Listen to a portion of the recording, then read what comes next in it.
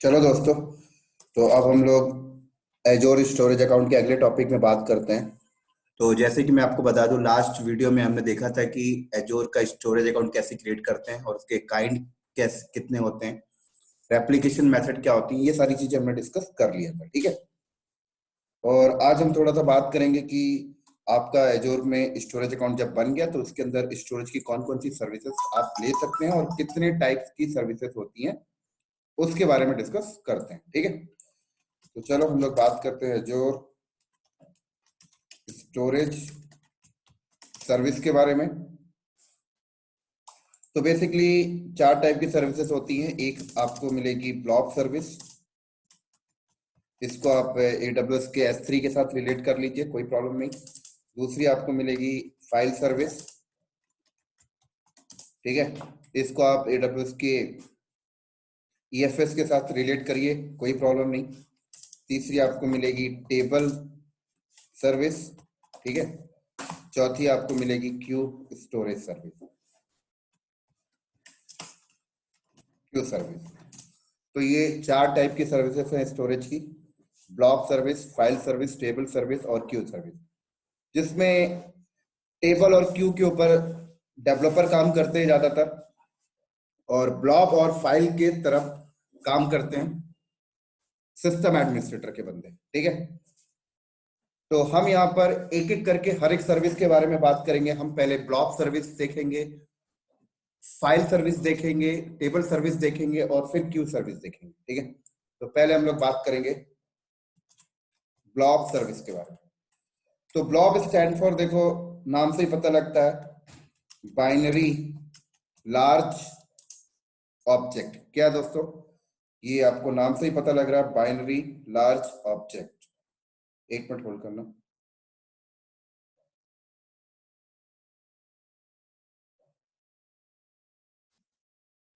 तो नाम से ही पता लगा, बाइनरी लार्ज ऑब्जेक्ट। ठीक है। तो इसको हम यूज करते हैं लार्ज बाइनरी फाइल्स को स्टोर करने के लिए, जैसे आर्काइव हो गए, लॉग्स हो गए, कोई बैकअप रखना है उसके लिए। थोड़ा सा डिटेल में इसको समझते हैं कि ब्लॉक्स का और यूज केस कहाँ बैठता है। तो जैसे कि मैं आपको बता दूं, फॉर एग्जांपल मान लीजिए आपके पास ये एक VM है, ठीक है। ये आपके पास एक VM है और इस VM के ऊपर हम एक एप्लीकेशन सर्वर कॉन्फ़िगर करके रखे हैं। ये इसके ऊपर एक एप्लीकेशन सर्वर चल रहा है, ठीक है।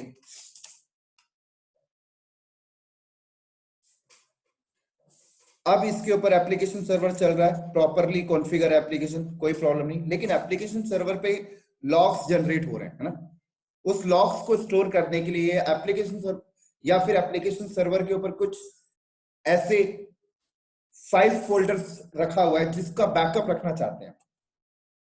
तो एजोर आपको रिकमेंडेड करता है कि आप एक स्टोरेज अकाउंट बनाएं।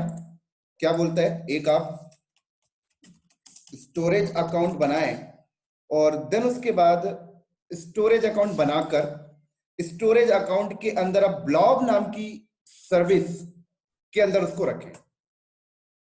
तो यहां पर जो ब्लॉब्स है, ये ब्लॉब्स एक्चुअल में है क्या, मैं आपको बताता हूं। ब्लॉब्स कुछ नहीं, एक ऑब्जेक्ट्स को यहां पे ब्लॉब्स कहा जा रहा है। तो आपको सबसे पहले स्टोरेज अकाउंट के अंदर एक कंटेनर बनाओगे दोस्तों। यहां पर क्या बनाओगे, कंटेनर बनाओगे आप सबसे पहले, और कंटेनर के अंदर आप ब्लॉक्स रखेंगे, ठीक है। तो यहां पर ब्लॉक्स किसको कहा जाता है, एक सिंगल फाइल्स को ब्लॉक्स कहा जा रहा है। यहां पर बोले तो मान लीजिए अगर यहां पर मेरे पास एक कोई फाइल है, ठीक है, यहां पर मान लो मेरे पास लॉग्स फाइल है।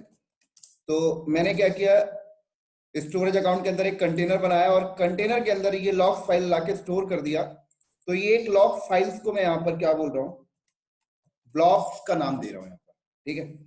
इसी तरीके से एक PDF फाइल को आप ब्लॉक्स बोलोगे, एक MP3 फाइल्स होगी उसको आप ब्लॉक्स बोलोगे, MP4 को आप ब्लॉक्स बोलोगे, एक VLC फाइल कोई पड़ी हुई है, ये ब्लॉक्स है। तो ये यहां पर ये ब्लॉक्स है दोस्तों, ये ब्लॉक्स है। और ये सारे ब्लॉक्स किसके अंदर आ रहे हैं, कंटेनर के अंदर। जिस तरीके से AWS में आप कंटेनर के अंदर ऑब्जेक्ट्स रखते हैं और एक सिंगल फाइल्स को ऑब्जेक्ट्स बोलते हैं, यहां पर उसको ऑब्जेक्ट्स ना बोलकर बाइनरी लार्ज ऑब्जेक्ट्स के नाम से कॉल किया जा रहा है। अगर आप इसको रिलेट करें तो ये पूरा S3 का ही टॉपिक है एक प्रकार से, ठीक है। तो एजोर यहां पर ब्लॉब्स किसको कहता है, एक सिंगल फाइल्स को ब्लॉब्स कहता है, और वो ब्लॉब्स जो है कंटेनर के अंदर स्टोर किए जाते हैं, राइट। तो आपको स्टोरेज अकाउंट के अंदर ब्लॉब्स रखने से पहले आपको एक कंटेनर बनाना होगा, और कंटेनर के अंदर आप ब्लॉब्स रख रहे होते हैं। एक सिंगल फाइल्स को ब्लॉब्स यहां पर कहा जा रहा है। तो इसी के साथ साथ सवाल आता है कि हमने स्टोरेज अकाउंट के अंदर कितने कंटेनर बना सकते हैं। तो आप फर्दर बहुत सारे कंटेनर बना सकते हो, लेकिन एक क्वेश्चन और आता है कि जो हम एक कंटेनर बनाएंगे उस कंटेनर का क्या साइज होगा। तो दोस्तों मैं आपको बता दूं, कंटेनर का साइज जो होता है अनलिमिटेड होता है। आप एक कंटेनर के अंदर n नंबर ऑफ ब्लॉक्स रख सकते हैं, बोले तो n नंबर ऑफ फाइल्स रख सकते हैं, या फिर आप बोलिए n number of binary large objects रख सकते हैं, बोले तो n नंबर ऑफ डेटा आप एक कंटेनर के अंदर रख सकते हैं, ठीक है। यहाँ पर ऑब्जेक्ट्स को ही ब्लॉक्स कहा जा रहा है, बार बार रिपीट कर रहा हूं। यहाँ पे एक सिंगल फाइल्स को ही ब्लॉक्स कहा जा रहा है, बार बार रिपीट कर रहा हूं जिससे आपको अंडरस्टैंड होता रहे। तो मतलब कंटेनर का जो साइज है वो अनलिमिटेड है, जितना चाहो उतना डेटा रख लो, जितने चाहो उतने ब्लॉक्स रख लो, जितने चाहो उतने ऑब्जेक्ट्स रख लो। लेकिन एक सवाल आता है कि एक कंडीशन यहां पर सेट है कि जितने चाहे उतने फाइल्स रख लो, जितने चाहे उतने ब्लॉक्स रख लो, ऑब्जेक्ट्स रख लो, लेकिन एक ब्लॉक, एक ऑब्जेक्ट, एक फाइल का जो साइज है अप टू 5 TB से ऊपर नहीं होना चाहिए। ये कंडीशन है, राइट। तो 5 TB तो उससे भी देखा जाए तो बहुत होता है। तो इसी तरीके से मान लीजिए अगर मेरा एप्लीकेशन सर्वर है, एप्लीकेशन सर्वर के पर हर मिनट एक लॉग फाइल जनरेट हो रही है, तो लॉग फाइल्स मैं यहाँ पे लाके स्टोर कर रहा हूँ। दैट इज एक फाइल्स को आप ब्लॉक्स कहते हैं, ठीक है। तो एजोर आपको रिकमेंडेड करता है कि ऐसे लॉग फाइल्स को स्टोर करने के लिए आप ब्लॉक सर्विस का इस्तेमाल करिए, ठीक है। ये एक आपके सामने मैंने यूज केस रखा, ऐसे एक और यूज केसेस मैं आपको दिखाता हूं, बहुत ही इंपॉर्टेंट। कि जैसे मान लीजिए ये मेरा एप्लीकेशन सर्वर था, ठीक है। इसी तरीके से मेरे पास ये एक डेटाबेस सर्वर है, मैंने यहाँ पर एक डेटाबेस सर्वर बनाया, या ऐसा समझ लीजिए मैं एक फुलफिल एक एप्लीकेशन सेटअप करने जा रहा हूं। तो उसके लिए मुझे यहाँ पर डेटाबेस की जरूरत पड़ी,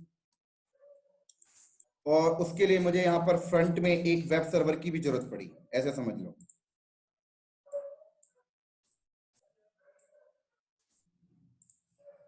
एक मुझे वेब सर्वर की भी जरूरत पड़ी और एक डेटाबेस की जरूरत पड़ी, ठीक है।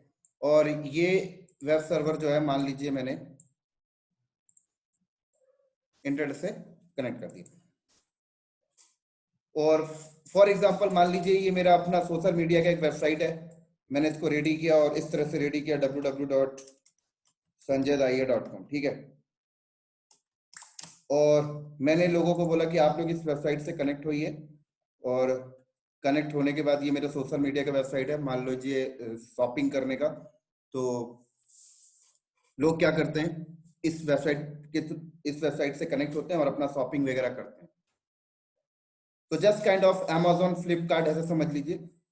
तो सारे कस्टमर क्या होते हैं, इंटरनेट के थ्रू आते हैं, और इंटरनेट के थ्रू आके इस मेरे वेब सर्वर से कनेक्ट होते हैं, और वेब सर्वर से कनेक्ट होकर वो लोग क्या करते हैं, किसी ने मोबाइल ऑर्डर किया, किसी ने कुछ ऑर्डर किया, किसी ने कुछ ऑर्डर किया, ठीक है। तो उनकी रिक्वेस्ट एक्सेप्ट करने के लिए मेरा वेब सर्वर ओके है, लेकिन जब भी वो कुछ ऑर्डर वगैरह करते हैं तो ऑर्डर वगैरह का जो परफॉर्म है वो डेटाबेस पे हो रहा है, राइट का ऑपरेशन। तो डेटाबेस पे वो स्टोर हो जाता है कि भाई फलाने बंदे ने ये ऑर्डर किया, डेटाबेस में मैंने टेबल के फॉर्मेट में उसको स्टोर कर लिया, रो एंड कॉलम पे, क्लियर। लेकिन एक सवाल आता है कि कई बार मेरे ऐसे कस्टमर भी आते हैं जो अपने कुछ डॉक्यूमेंटेशन को भी अपलोड कर रहे होते हैं, राइट, फॉर द वेरिफिकेशन वो लोग क्या करते हैं, अपने कुछ डॉक्यूमेंटेशन भी अपलोड कर रहे होते हैं। या कई बार ऐसी सोशल मीडिया वेबसाइट होती है जिसमें लोग अपने फोटो अपलोड कर रहे होते हैं, वीडियोस अपलोड कर रहे होते हैं, राइट। तो इस टाइप के डेटा, बोले तो फोटो वीडियोस, ये काइंड ऑफ एक ऑब्जेक्ट्स है, इसको एजोर ब्लॉब्स कह रहा है। इसको स्टोर करने के लिए अगर मैं अपना डेटाबेस पे लोकल हार्ड डिस्क का इस्तेमाल करूं, बोले तो एसएसडी वॉल्यूम का, तो मुझे बहुत बड़ा हार्ड डिस्क का बहुत बड़ा स्पेस लगाना पड़ेगा। तो यहां पर मैं ऐसा कर सकता हूं कि मैं एजोर पे एक स्टोरेज अकाउंट बनाऊं और उसके अंदर एक कंटेनर बनाऊं। और जब भी आप एक कंटेनर बनाते हो तो कंटेनर का भी अपना एक यूआरएल होता है दोस्तों, इस टाइप का यूआरएल होता है। फॉर एग्जांपल ऐसे यूआरएल आएगा। मान लीजिए आपने स्टोरेज अकाउंट का नाम क्लाउड नॉलेज रखा है, तो क्लाउड नॉलेज डॉट ऐसे होगा ब्लॉब, राइट, और ब्ला ब्ला मान लीजिए ब्लॉब, मान लीजिए कंटेनर का नाम मैंने यहाँ पे रखा cloud container, just kind of ऐसे यूआरएल बनता है। तो मैं क्या करूंगा, ये डेटाबेस की कॉन्फ़िगरेशन फाइल्स पे जाके मैं इस लिंक, ये कंटेनर का लिंक है, और इस लिंक को मैं हार्ड कोड कर दूंगा यहाँ पर। और डेटाबेस में ऐसी सेटिंग डिफाइन कर दूंगा कि अगर कुछ राइट के ऑपरेशन हो तो डेटाबेस के कुछ राइट के ऑपरेशन हो रहा है, जैसे कोई कुछ परचेस वगैरह कर रहा है, तो वो इन्फॉर्मेशन डेटाबेस के टेबल पे जाके स्टोर हो। लेकिन अगर कोई कस्टमर फोटो वीडियो जैसी चीजें अपलोड करे तो वो चीजें फिल्टर होके इस लिंक पे आके कंटेनर के अंदर एज अ ब्लॉब्स के फॉर्मेट में स्टोर हो जाए, एज अ ब्लॉब स्टोर हो जाए, एज अ ब्लॉब ही है, यहाँ पे आके स्टोर हो जाए। तो उससे मुझे क्या फायदा होगा कि जो भी फोटोज वीडियोस हैं उसके लिए मैंने एक लोकल हार्ड डिस्क इस्तेमाल नहीं कर रहा हूं, मैं एजोर का स्टोरेज अकाउंट के अंदर ब्लॉब्स नामी सर्विस के अंदर स्टोर कर रहा हूं, और ब्लॉब्स का कॉस्ट थोड़ा सा कम होता है। तो इस तरीके से एक और सिनेरियो मैंने आपके सामने यहाँ रख दिया। इसी तरीके से अगर कोई भी कस्टमर मेरे वेबसाइट से कनेक्ट होता है और अगर वो कभी वीडियो फोटोज को डाउनलोड करेगा, वो भी डाउनलोडिंग का पाथ यहीं से उठ के जाएगा। तो ये एक मैंने आपके सामने यूज केस रखा। तो इस तरीके से बहुत ही ज्यादा इस्तेमाल किया जाता है दोस्तों ब्लॉब सर्विस को इंडस्ट्रीज के अंदर, राइट। तो डेवलपर्स के लिए भी बहुत इंपॉर्टेंट है और सिस्टम एडमिनिस्ट्रेटर के लिए।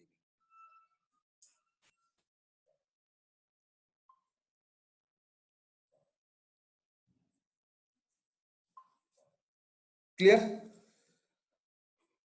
तो इसी तरीके से अगर आप ब्लॉब्स के अंदर थोड़ा सा जाए तो ब्लॉक्स के भी आपको नंबर ऑफ टाइप्स मिलेंगे, क्योंकि जब भी आप कोई बाइनरी लार्ज ऑब्जेक्ट को कंटेनर के अंदर अपलोड करेंगे तो आपके सामने 3 ऑप्शंस आएगा।